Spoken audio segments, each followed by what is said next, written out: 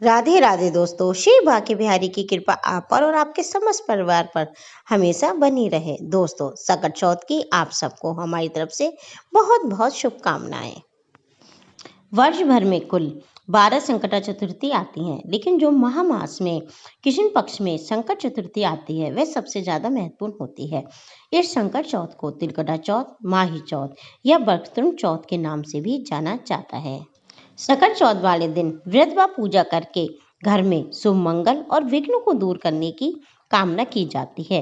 इस चौथ को तिलकुटा चौथ भी कहा जाता है। मान्यता ये है कि जो भक्त इस चौथ का व्रत धारण करते हैं उनके समस्त कष्ट दूर होते हैं।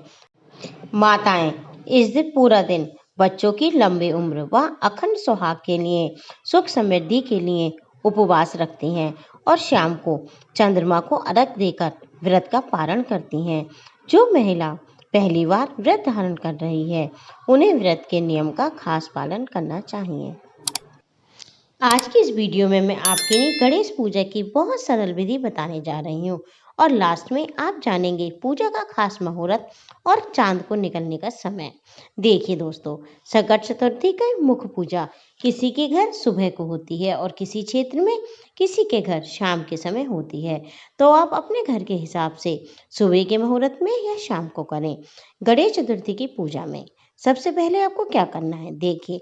सबसे पहले आपको एक चौकी लेनी है। चौकी को आप साफ करके बिछा लें। उसके ऊपर लाल या पीला रंग का वस्त्र बिछाएं। फिर अगर आपके पास गणेश भगवान की धातु की मूर्ति है तो उन्हें आप स्नान आदि कराएं और चित्र है तो साफ कपड़े से पोंछकर चौकी पर स्थापित करें। कहीं कहीं किसी स्थान पर गोबर से या आटे से भी गणेश जी की प्रतिमा बनाई जाती है। तो आप देख लें आपके घर जैसा होता है, आपको जैसी सुविधा हो आप वैसा ही करें। उसके बाद फूलों को आसन देकर या चावल का आसन देकर मूर्ति या चित्र को आपको स्थापित करना है। दोस्तों, सभी स्थानों पर आप गंगा जल छिड़कें। पूजा की जो सामग्री आप यूज कर रही हैं सब पर गंगा जल का छिड़काव करके शुद्धिकरण करें। अब दोस्तों, आपको जलाना है तिल का तेल का दीपक या शुद्ध देसी घी का दीपक। देखिए, इस दिन आपको ज़्यादा से ज़्यादा तिल का प्रयोग करना है, ये बहुत ही शुभ फल देता है। अब आप गणेश जी को रोली या कुमकुम से तिलक करें। तिलक लगाने के बाद भगवान गणेश जी को वस्त्र स्वरूप मोली या जनेऊ अर्पित करें।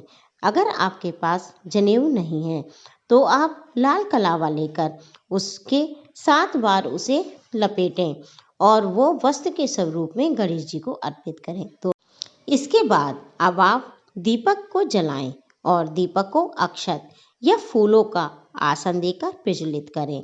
दोस्तों, दीपक भी आपको तिलक करना है क्योंकि ये हमारी पूजा के साक्षी होते हैं। दोस्तों, आज के दिन गौरा माता की पूजा जरूर की जाती है। संकटा माता के रूप में गौरा माता की पूजा करना बहुत जरूरी होता है। माँ पार्वती की पूजा आज के दिन जरूर करनी चाहिए। माँ पार्वती को आप तिलक लगाएं, उनका श्रृंगार करें। श्रृंगार का सामान भी माँ को आप अर्पित कर सकते हैं। लाल चुनरी माँ को अर्पित करें। फिर आप चौथ माता या संकटा माता का ध्यान करें। यदि आपके पास संकटा माता का पोस्टर है या किताब है, उसमें दोस्तों आपको सभी तस्वीर मिल जाएंगी। आप उसमें से किसी एक तस्वीर पर तिल का छींटा लगाएं और तिलक करें। पुष्प माला अर्पित करें। गणेश भगवान को दूर्वा अर्पित करें।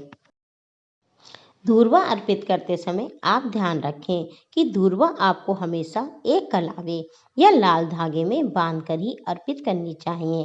गणेश जी को दूर्वा अत्यंत प्रिय है, तो हो सके संभव हो तो आप दूर्वा या लाल गुड़हल का पुष्प जरूर गणेश भगवान को अर्पित करें या जो भी पुष्प आपको मिल जाए आप गणेश भगवान और संकटा माता को जरूर अर्पित करें। बहुत से लोग दोस्तों कलश स्थापना भी करते हैं। अगर आपके घर में कलश की स्थापना होती है तो आप करें, नहीं तो आप एक लोटे में जल लेकर उसमें थोड़ा सा गंगा जल डालें और तिल डालें, थोड़ा सा गुड़ डालें, क्योंकि गणेश चौथ के दिन भगवान गणेश को तिलकुट का भोग गणेश जी को जरूर ही अर्पित किया जाता है। तो आप तिलकुट भगवान गणेश को जरूर अर्पित करें। तिलकुट आप पहले से भी बनाकर रख सकती हैं। अगर आपको तिलकुट बनाना नहीं आता या आप नहीं बना सकते तो मार्केट में भी ये उपलब्ध होता है, आप वहाँ से ले लें। नहीं तो दोस्तों थोड़ा सा गुड़ पिघलाकर उसमें तिल बनाकर उसके गोल गोल लड्डू भी आप बना सकती हैं। हाँ, गणेश जी को मोदक, लड्डू, पान, सुपारी, इलायची गणेश भगवान को जरूर अर्पित करें। साथ ही आप पूजा के मंदिर में थोड़ी सी दक्षिणा जरूर रखें, मौसमी फल, मिठाई। इसके अलावा भगवान गणेश जी को जो भी आपसे बन पड़े प्रसन्न मन से और श्रद्धा भाव से अर्पण करें। दोस्तों, संकट चौथ में दान देने वाली वस्तु भी आप मंदिर में रख सकते हैं। इसमें आप वस्त्र आदि जो आप रखना चाहें वो सच्चे मन से रखें और भगवान का पूजन करें, मंत्रों का जाप करें और गणेश अथर्व शीष का पाठ करें। फिर हाथ में थोड़े से तिल लेकर आपको संकट चौथ की कथा पढ़नी या सुननी चाहिए। कथा कभी भी आपको खाली हाथ नहीं सुननी चाहिए। कथा समाप्त होने के बाद हाथ के तिल व पुष्प आपको जल से भरा जो लोटा आपने रखा है उसमें डाल देने हैं दोस्तों, जिसे आप शाम को अर्घ देंगी। दोस्तों, अब कथा सुनने के बाद आपको कपूर से भगवान गणेश जी की और संकटा माता की आरती करनी है और जो आपने तिलकुट और सात्विक भोजन बनाया है उसका भगवान गणेश जी को और संकटा माता को भोग अर्पित करना है। भोग लगाने का भगवान को आपको आग्रह करना है और पूजा पाठ में हुई जाने अनजाने से गलतियों को सबकी क्षमा याचना करनी है। दोस्तों, जब हम क्षमा याचना कर लेते हैं तो हमसे हुई गलतियां जो हमने जाने अनजाने की हैं उनका दोष हमें नहीं लगता है। ऐसे में अब आपको ये बात भी ध्यान रखनी है कि जो जल का लोटा आपने रखा है वह आपके घर अगर सुबह की पूजा सकट चौथ की होती है तो वह जल आपको सूर्य भगवान को अर्पित करना है। जो लोग शाम के समय या गोधूली में पूजा करते हैं वह तारे की या चांद की सकट चौथ की पूजा करते हैं, वह तारों को या चंद्रमा को इस जल का अर्घ देंगे। बहुत से घरों में सकट चौथ पे बायना भी निकाला जाता है। ऐसे में जो बायने की सामग्री जैसे मिठाई, दक्षिणा, फल आदि, तिलकुट, तिल के लड्डू आप रखती हैं वे सब आप पूजा के समय रखें और अपने घर की सबसे बड़ी महिला को दें और उनके पैर छूकर आशीर्वाद लें। और बाकी दोस्तों, जैसे आपके घर की परंपरा है आप उसी हिसाब से व्रत को धारण करें और पूजा पाठ करें। बायने में आपके घर जो रखा जाता है वे आप रखें। हाँ, बायने में तिल के लड्डू, फूल, मिठाई, वस्त्र, दक्षिणा आदि जो आपको रखना है उन्हें पहले से निकाल कर रख लें और जिसे आप अब तक वायना देती आई हैं उसे वायना दे दें और उनके पैर छूकर आशीर्वाद लें। इस तरह से संकटा चौथ की पूजा आपकी पूर्ण हो जाती है। अब संकटा चौथ की चौकी आप कब हटाएं? दोस्तों, इसे अगले दिन नहा धोकर ही आपको हटानी है। संकट चौथ पर कुछ बातों का आपको विशेष ध्यान रखना है, जैसे अर्घ देते समय जल के छींटे आपके पैरों पर नहीं पड़ने चाहिए। दोस्तों, कई बार ऐसा होता है कि मौसम खराब होने की वजह से हमें चंद्र दर्शन नहीं हो पाते। तब ऐसे में आपको भगवान शिव के मस्तक पर विराजमान अर्धचंद्र की पूजा करनी चाहिए या केवल पूरब दिशा की तरफ मुख कर भी आप जल दे सकती हैं। और हाँ, मानसिक रूप से चंद्र देवता का ध्यान करके भी आप चंद्रमा को अर्घ दे सकते हैं। दोस्तों, गणेश जी को समीपत्र पत्र चढ़ाने चाहिए लेकिन तुलसी पत्र गणेश जी को ना चढ़ाएं। तुलसी और केतकी के पुष्प गणेश भगवान को अर्पित नहीं करने चाहिए।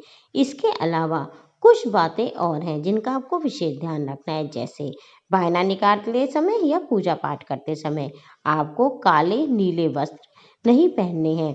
खाली जमीन पर बैठकर आपको पूजा नहीं करनी है। दोस्तों, पूजा करते समय आप आसन जरूर बिछाएं। जो लोग व्रत नहीं भी करते हैं उन्हें भी गणेश चौथ की पूजा जरूर करनी चाहिए। दोस्तों, अब हम बताएंगे आपको पूजा का मुहूर्त। कृष्ण पक्ष की चतुर्थी तिथि प्रारंभ हो रही है 17 जनवरी 2025 को प्रातःकाल 4:06 पर और चतुर्थी तिथि समाप्त हो रही है 18 जनवरी 2025 को प्रातः 5:30 पर। सूर्योदय काल के समय हमें चतुर्थी तिथि प्राप्त हो रही है 17 जनवरी शुक्रवार को, इसलिए सकट चौथ का व्रत रखा जाएगा 17 जनवरी शुक्रवार को।